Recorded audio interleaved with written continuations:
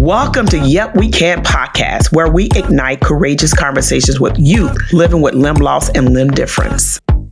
Welcome to the Yep We Can podcast. We are super excited to be live.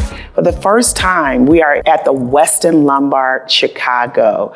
And we just finished a phenomenal event for our Yep Youth Empowerment Luncheon Summit. And on the stage, we have, to my left, Jordan, who's our Yep Outreach Coordinator and the co-host of the podcast. We also have Mr. Henry, a co-host for the podcast. And we also have Mr. Brandon, the other co-host for our podcast. Camise is our PA, which is our producer assistant. We have her in the audience. She keeps us all in order and organized. Then we have three special, phenomenal guests on the Yep We Can podcast. We are super excited they're here. They're from out of town, at least two of them. One is local, but we're going to steal her too to be a part of the program. We have Divine, Zaylin, and we have the young Calloway with us as well. She's our young advocate. So welcome everyone to the Yep We Can podcast. We are going to get this started.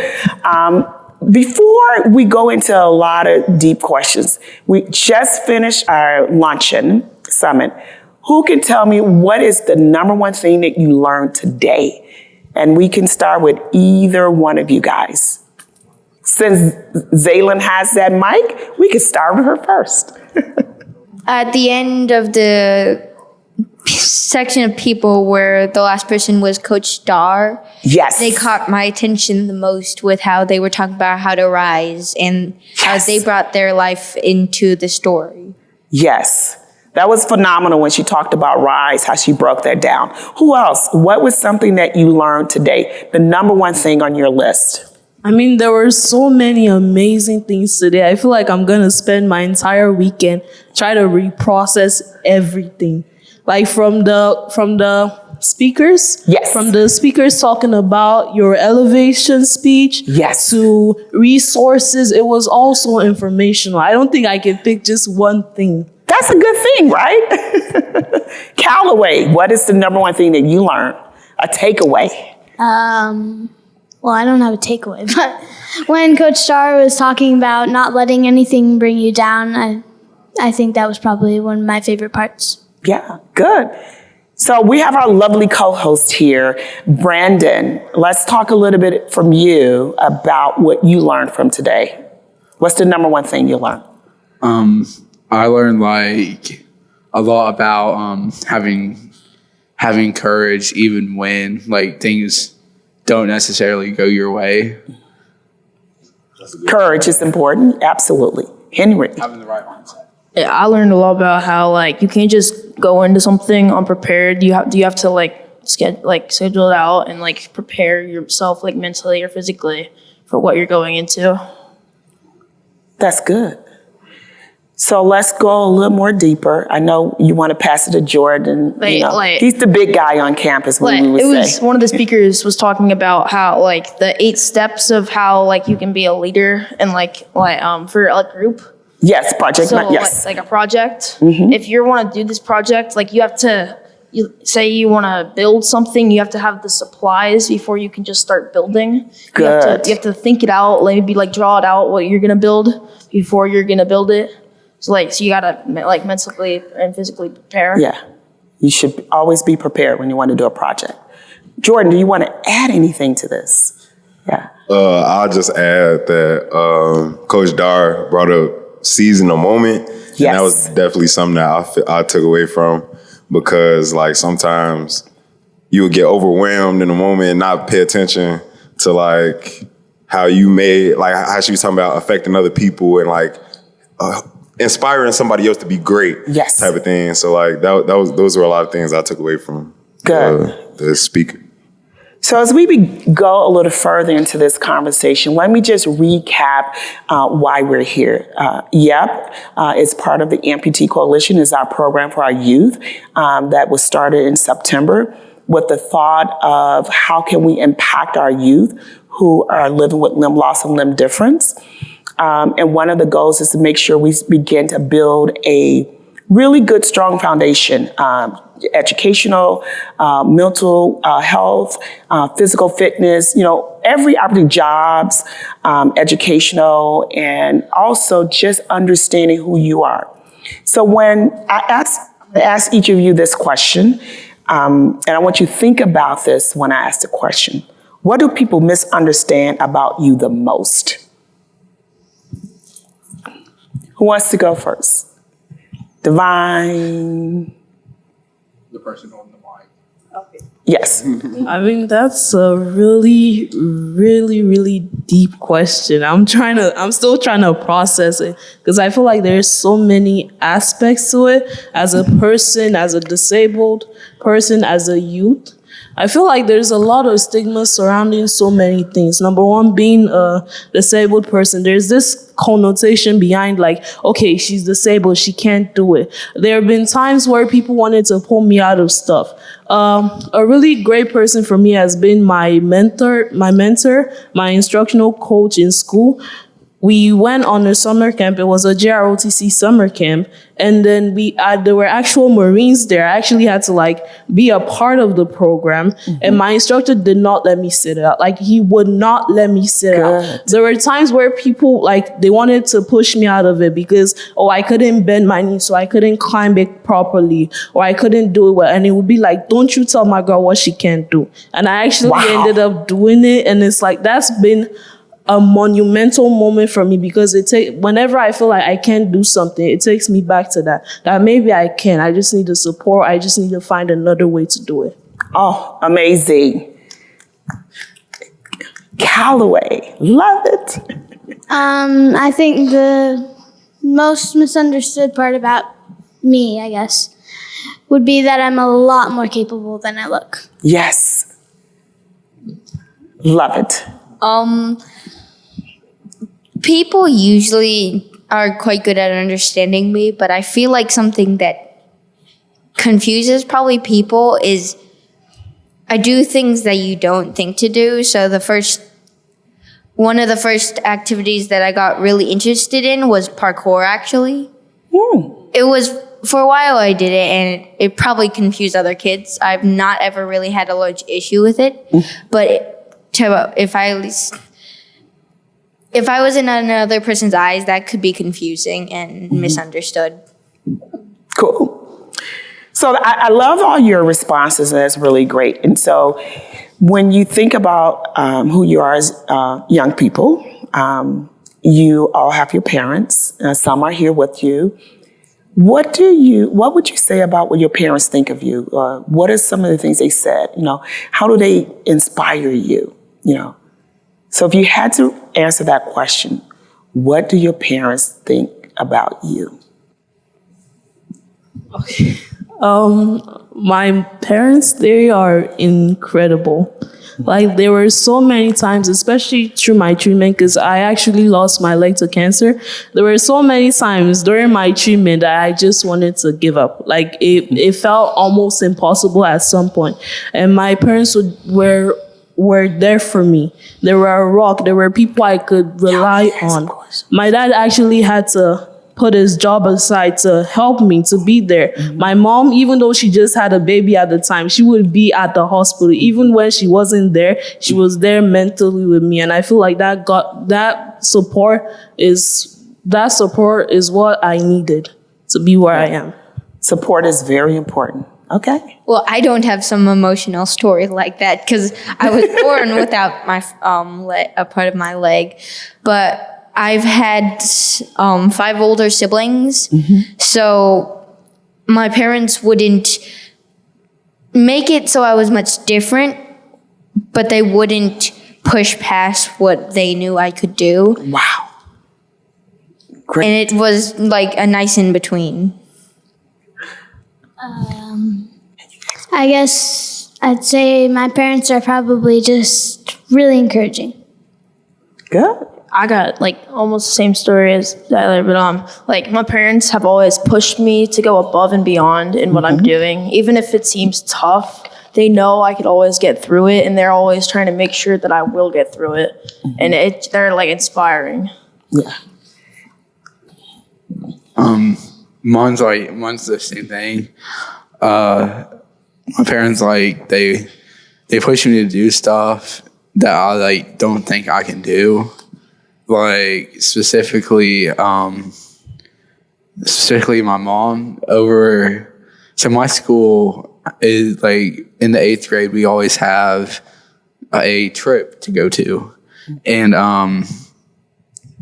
I didn't think I could go because it's a lot of walking because it's DC. Mm-hmm. But my mom she told me I'd be fine and that she thinks I could do it. So I'm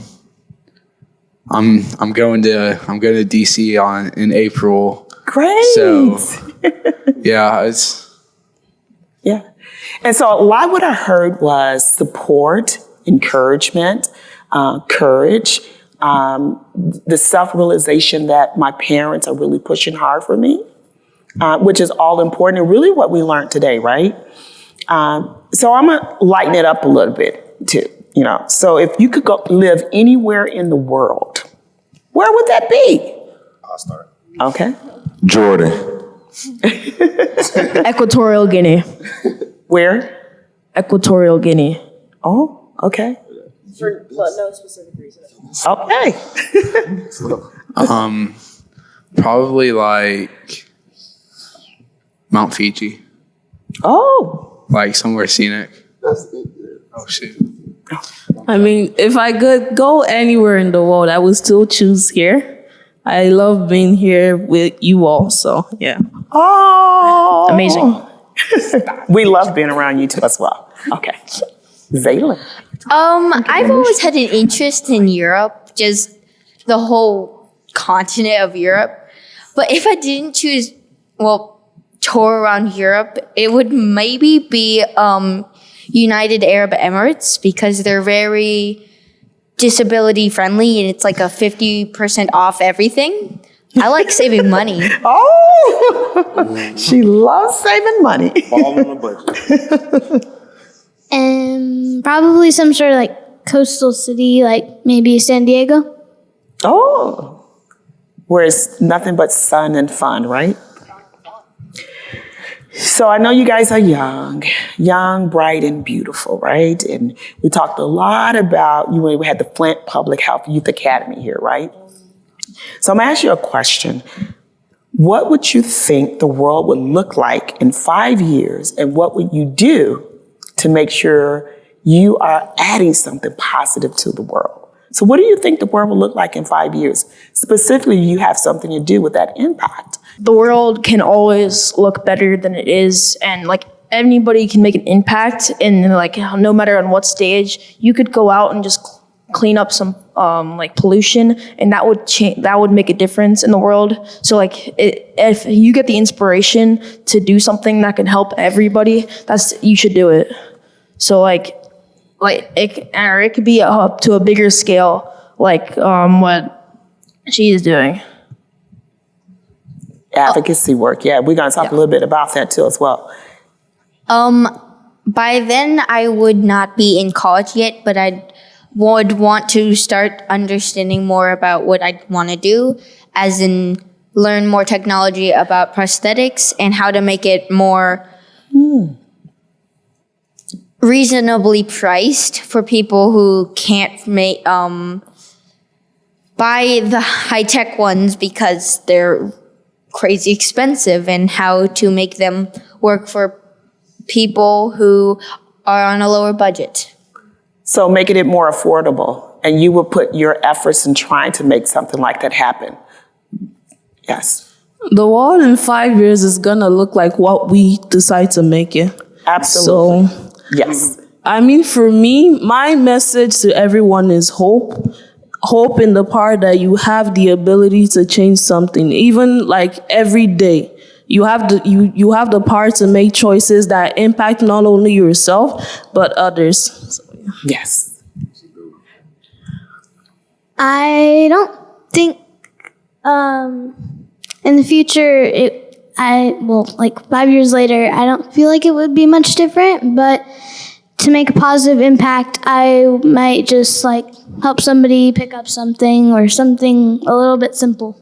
That still makes a big difference. Yes. It's that philanthropy work. It's that giving back. It's that charitable, doing something passionate. Mr. Brandon, we would love to hear from you in 5 years. Yes. I'm not really sure what our world's gonna look like in 5 years. I mean, hopefully it looks better than what it is now. I mean, I could say the only way to go is up, but I mean the world could go down. But Hopefully not another world pandemic. Oh, yes. hopefully. But Love it, Zaylin. just like helping out people. It's even if you don't think it's a lot or like a good like gesture, a lot of people they like realize when you're helping them if they allow you to help them. Yeah. And sorry, can I add to that? Absolutely. I love how he emphasizes helping other people because, like, some of us here, we have like the physical disability. That's one thing I learned today, is that everybody has a challenge they're going through. Everybody has something. A disability doesn't just have to be physical. It could be emotional. It could be any other thing. So being able to like help others, help them realize that we're here for you, or just like acknowledging somebody's existence can go a really long way. It would go a long way. And that goes into about the mental health wellness as well. Mentally, you don't know what a person is going through. And I believe some of the students from Flint Public Health Academy talked a little bit about what that looks like, you know, whether it's listening to music, going for a walk, or doing something that's very enjoyable. So that's extremely important to make sure we take care of one another and take care of yourself. So let's go a little bit about, talk a little bit about advocacy work. And so it's important for us to understand what that is. And, you know, I really want to put Callaway on the spot because I'm inspired by her. And I want you to talk a little bit about advocacy work at such a young age. If you don't mind, I must tell everyone that you're 10, and because that's really inspiring. I'm like 5 times your age, but anyway. I think she inspires everybody. She's inspired. Yes, I love that. So talk a little bit about your advocacy work. Okay, well, it started maybe like 6-7 months ago, and we're doing it in Santa Fe. So we're introducing a new law that changes insurance. So like if you got hurt in like some sort of car accident and you had to have your leg amputated, people would say, oh, well, insurance will cover a new leg and you can run and all this stuff, but they expected you to do that in like some super heavy walking legs. So we were going to make insurance cover better legs so that people can be more active. Whoa. Wow. You said a whole lot of stuff I don't understand. Well, I don't have anything else to say. But so what inspired you, though, to even get involved? What inspired you? What did you wake up and say, I need to be a part of this change? Well, now you're putting me on the spot. Well, it was kind of like that. I mean, I guess we figured out that we could, and so we did. Just that simple. Yes. Short and sweet. Figured out we could and we did. Yeah. Say that a little louder so people can. I figured out I could, and so I did. Perfect. It's just, sometimes it's just that easy. Take the initiative. They talked about that earlier, and just do it. Like Nike. Mm-hmm. Yeah, just do it. Just like Nike. Yeah. Henry, yes. I was repeating what he said. Yeah. I said like Nike, just do it. You just do Yeah. it. Say it louder. Just do it. It's Just like do Nike. it. Yeah. Just Yeah. do it. Oh, I got something. Yes, go ahead. She was just like, yep, we can. Yep, we do can. it. Right. Absolutely. Yep, we can. Yes. Well, talking about the part of how I just heard about this, so I found it ridiculous hearing that insurance won't cover running blades and how you're stuck in one leg for like a year also. So you have to be in one leg for like a year and insurance won't cover a running blade. So I guess no running for you. Wow. So is there anything that you try to advocate for with the insurance company, or are you going to learn a little bit for what Callaway's has done to kind of make some change, or what does it look like for you when you, now that you know that someone else is trying to make a difference with that?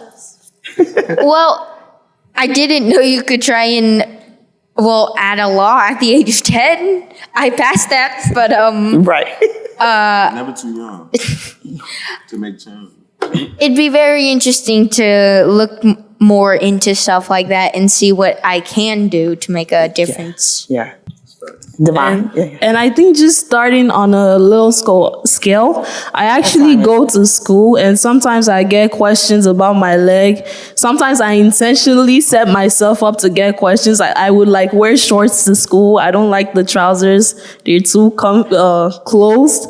But just being able to talk to someone, let somebody see you, because in my environment, there are not a lot of amputees. So when people see me, they have questions, and I am very happy to educate them and have those questions answered, because the more people know about this, the more we can change things together. I got a quick question. So how do y'all feel like going to school, like with like how does that make y'all feel going to school, like knowing like that people may ask y'all questions or like may look at y'all different, like may exclude y'all? So like how do y'all like Handle that. how do y'all handle that, like going to school? I'll go first, but Kids are judgmental. yeah, they are. So I think it helps that towards the end of the year, pretty much everybody knows by then. So it's not as many questions. Most people are already like, okay, they kind of deal with it. Mm-hmm. Like if you're wearing shorts, it's like, oh, he's just him. So just like, but like at the beginning of the year, you walk into a class and people see you for the first time, and all they can do is just wonder, because as he said, kids are very judgmental, and like even going out somewhere in public, say you go to like a park or something where there's other kids and like you're wearing shorts during the summer, like you're gonna get asked questions pretty much no matter what, and you're never gonna get over it, so you just have to like deal with it. Good. How about you, Brandon? I think like, the question was like, So when you go to school, what happens? How do you feel when people are asking you questions? see, I don't mind to answer people's questions, but like sometimes when it's like the tone they use, like if you're like asking in a rude tone, like I kind of take that as a shot. And like the main thing is like mostly when adults do it. When adults do it, I take it as a shot. Because like, yeah, like, well, like I understand like they're curious and stuff, but like they'll like stare at you. And Good point. It's like when they look at you, they think you're like a monster. And like, I used to be like really, really bothered when people would ask me questions about it, because like I thought like they don't have the right to know, like they shouldn't know. But like now, I mean, I don't really care if they know they know. I'm not gonna change it or anything. Another thing about like legs and insurance and stuff is, I don't know if this happens to y'all or anything, but a lot of people will make it like a point to ask you how much it costed. And Good point. I was like, I don't know, my insurance covers it. Right. And they're like, well, my mom has insurance, but I don't think hers is covered completely. And like, I used to not know a lot about insurance, so I thought they just gave out prosthetics for free. So I was like shocked when I heard, oh, you got to pay for that? I thought it was like a gift for, oh, well, you got messed up. I'm going to give this to you for free. No, like it's not free. At least you've been honest. I mean, I don't even have insurance, so like imagine how harder it must be for me. Like most of my coverage comes through charities, and I'm grateful that there are charities to help me, because if not, I wouldn't even have a leg. And mine, we're working on it. We're in a love-hate relationship right now. We're trying to figure some things out, but we're going to get there eventually. Right. And then going back to the question on like how to deal with like hostility from being an amputee. For me, a thing I've been trying to practice recently is being able to like self-isolate. People's opinions about you don't really matter until you take them into account. Like if I was speaking another language to you, you would have no idea what I was saying. But the moment you could understand what I was saying to you, the moment you could take that in, now it becomes something that you have something you can react to. So like for me recently, like after the youth camp, after the youth camp and the national conference, I actually held my head up higher. Like I went back to school and I went with so much confidence. That's when I started wearing shorts, because a part of it was I was having issues with my leg, but I felt so different until I got here and I saw like people with legs. So I was like, oh my gosh, I'm not so different. And I also go to the gym occasionally, and like being able to go on Instagram and see other amputees, I actually try their exercises out at a gym where there are no other amputees and it's just me. Like I will take off my leg in there and I'll be doing the squats, and people will be like, I'll be doing the squats.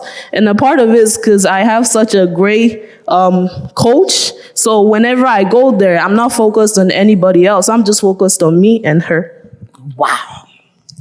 Well, with school, I'm homeschooled, so it's usually not a concern until I do a homeschool program, which happens once a week. I've been doing that since, I was like 14 months, because my mother helped run it for a while. And so they've always known me, but when I was younger, I didn't know a lot about amputees.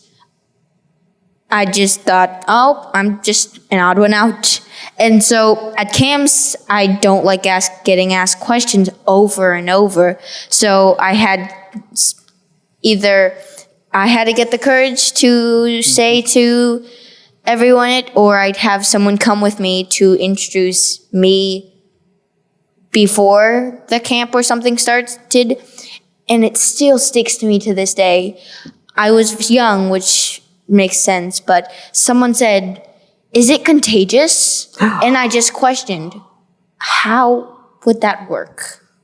Yeah. Good points. Go ahead. Well, I feel like normally when they ask me, they think that I'm like limited. They're like, what happened to your leg? And they think that I can't do stuff or something. So like, it's just really, I find it annoying actually. I normally just don't answer them, or I'll tell them you don't need to know, like he said. And like, if people saw me at the gym, they'd know, well, I can do that. They don't need to even ask me, because like, it doesn't matter. Yeah. Actually, I might go off topic a little bit here, but like I'm gonna go back to Brandon's conversation where he said like adults, it kind of is hurtful if you take it from an adult. Like if they're like asking it in like some way that is like kind of, it almost seems disrespectful. Yes. And so like there's this story I want to share that like it provides like something that like I think every like adult could hear. It was a story about this guy who was like outside or something in public. I think he was like eating somewhere outside, and this little kid is like walking by, and he sees the little kid sees him with his like leg or his disability, and he immediately turns to his mom and goes, "Mom, why does he have that leg?" And that parent didn't act like it was like some quiet topic that doesn't need to be talked about, and instead the mom goes like, he just had something with his leg. If you want to know more, you could ask him. And so like it like brings up the topic that is like, it's not rude to ask someone, but like it's not some quiet thing. So like you can do it. Like it's not totally disrespectful until you make it disrespectful. Yes. So like that's what like I want to say. Yeah. I always say you have a lot of wisdom. Yeah. But anyway, we know your dad, so yeah. Yes. Like just going back to what Callaway said, like I think one of the main things I don't think they like deserve to know, because I feel like they're they're purposely pointing out Your not difference. like a flaw, but like a difference in you. Yes. And like they're making it a point to ask you what's wrong. And another like Can you tell them what you told me the first time I met you at camp? what? When we had that group, the mentor group. Yeah. You remember what you said at the table? I know you remember what you said. Yeah. Oh yeah. So during the 2022 AMP camp, we had mentor groups, which I think mentor groups is the biggest waste of time because everyone be thinking you're depressed because you got a difference. Like we're not depressed. Oh. Like we don't need. We are happy. We're happy. Great. Yeah, but like. Yes. Yeah, we're happy because we can do it. Yeah. I mean, that's a great point. And see, but you are saying how you feel. This is what you feel. And at the camp, we had you guys in those sections. And they're talking about the youth camp that we had last year in Palm Springs. Was 4 days, and we had a lot of activities. But those sessions were for you guys, and you were right. You wanted to express how you felt. It's not that you were depressed, but people may make that assumption. And you're saying we're assume. not depressed. They assume, yes. They definitely. A lot of people assume that, even if you're like smiling all day, and people will be like, "Aren't you sad that happened to you?" I'm like, "No. Like, what am I gonna do about it?" They think that like when you go home, your mood just like you have to show smile, Dave. So like when you go home, you're just instantly like sad, and along with what he said, you're like yeah. And then going back to some of the things we learned today, I asked one of the speakers how we could break down the stigma surrounding mental illnesses, mental health. And one thing she said to me that I've been really dwelling on is talk about it. Like these things need to be talked about. That's what we're doing here. That's why, like, for me, whenever people ask me, I feel like it's just the way I see things. Like even I haven't been in a lot of situations where people have been rude about it. But like whenever people ask me, I know I'm doing a job for somebody else. It's not just about me. It's about everybody else that's being represented through my voice. Yeah. Zaylin wants to add to that. Yeah. When Brandon said how he didn't understand the mentor groups, I went to another camp and I've been so confused because I didn't need the mentor group and they made it before dinner, so you're hungry from doing activities and they're like, you gotta wait another hour so we can talk in groups. And I'm just like, I'm hungry, I want to eat. I'm so glad you guys have been honest. Anyone else want to add to that? Yes. We won't do mentor groups next year. I'm gonna add on to like the talking about what happened to you. I brought this up on the podcast. I did. So whenever like people ask me what happened, I make up some stories. I do. I always make. Yes. I make up the best stories ever. You gotta tell everybody this one story. Like one of my main stories is my main teacher that I'm usually always with. His name is Mr. Harmon. Shout out to him. In the beginning of the year, I was like talking to him. He's like, "Dude, what happened?" And I was like, "Man, that shark just got a hold of me. It just got a hold of me." Okay. Well, what actually happened was it was a lawnmower accident. Okay. And I was like, "Yeah, man, that shark, it just happened." It was in 2012. Hear this. He said, "Nah, bro, you got to show me proof." I was like, "Bet." Well, I told him it was at Myrtle Beach. That's it's a beach that's like 2 or 3 hours away from us. And I pulled up, I found an article of a shark attack from 2012 at Myrtle Beach. And I showed it to him the next day, and he's like, bro, you're for real about that? And I was like, I'm for real. Shark teeth. Tell about the shark teeth. Yeah, and a few weeks like after that, we were just chilling, and my dad found like these shark teeth from like a past like beach visit. And I brought them to school and I showed it to him and told him that I grabbed those teeth right off the shark. He believed me for a really long time until I was talking to my friend about it. He overheard. He was like, "You've been lying to me this whole entire time."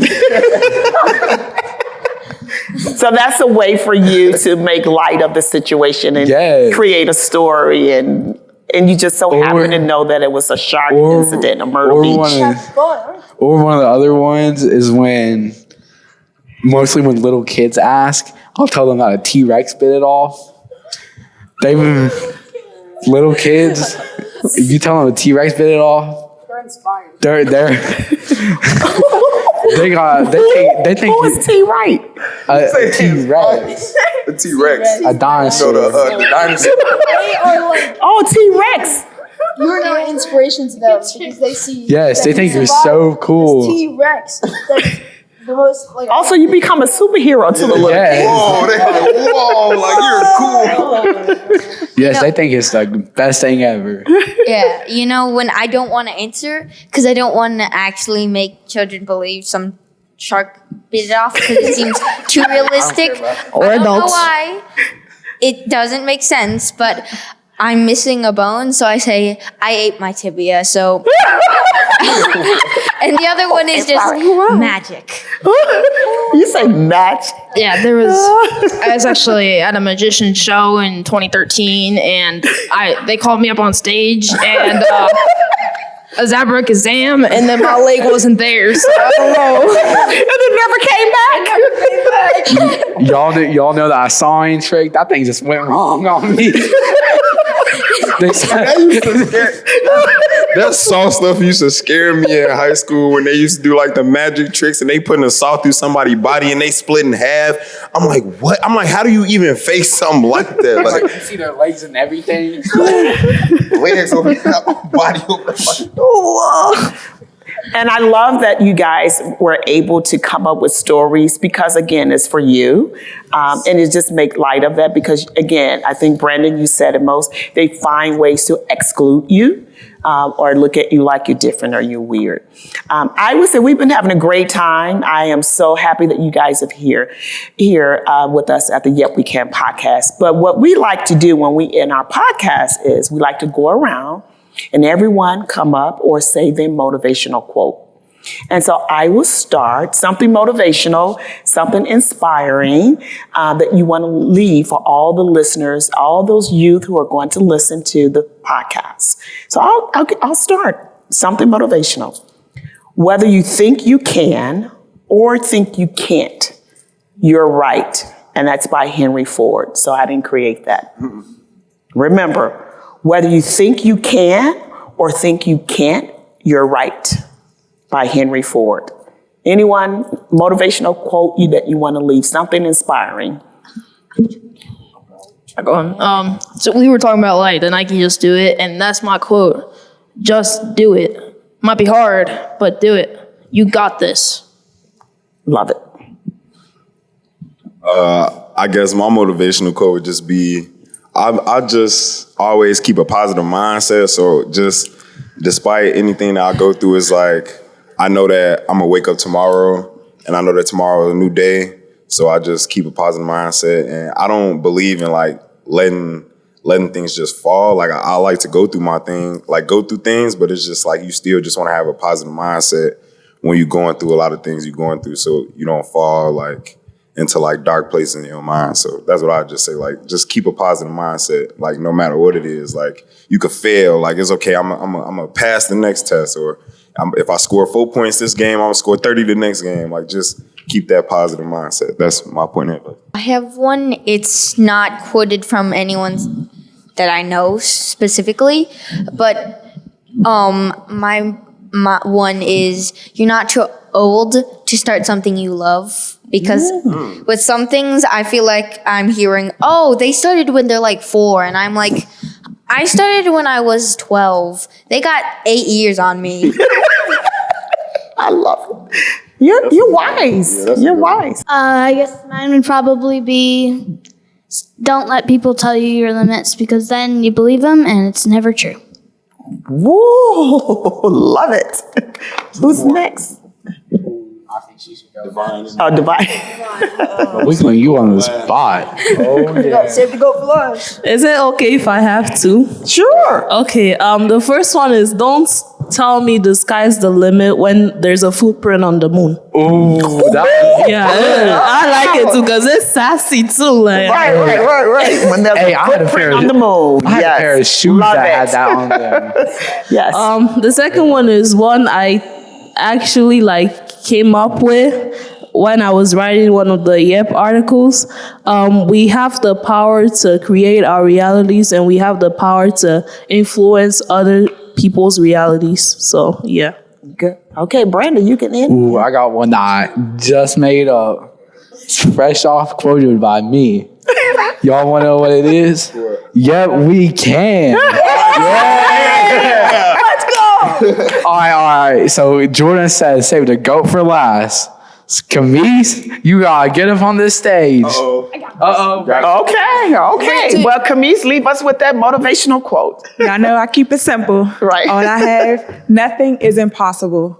I like that. Yes. I like that.